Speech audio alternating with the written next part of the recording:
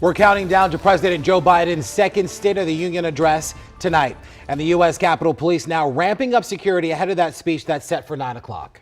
Fencing remains up around the Capitol. We first saw that fencing go up over the weekend. Intelligence officials warning in an email on Friday that the threat level remains elevated.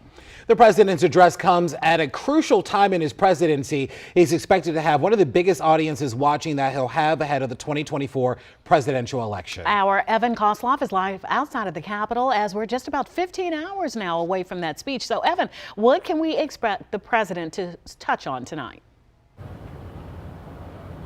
Well, he's expected to hit on a number of issues. For example, police reform. He's also expected to talk about the conflict with Ukraine and, of course, the suspected Chinese spy balloon. But first and foremost, his staff told reporters yesterday that his main focus is going to be the economy.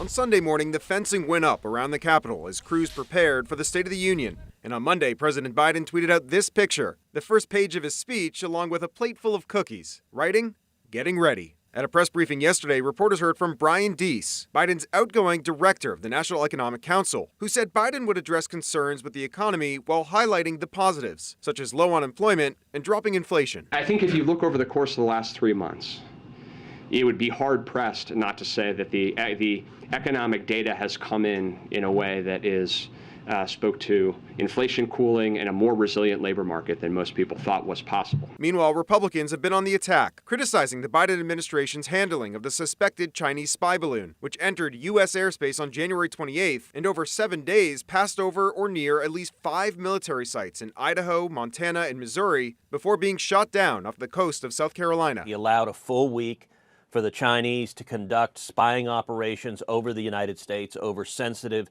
military installations. I told the Defense Department I wanted to shoot it down as soon as it was appropriate. Meanwhile, one of the biggest fights is on the way. Democrats and Republicans need to find agreement on raising the debt ceiling to avoid default.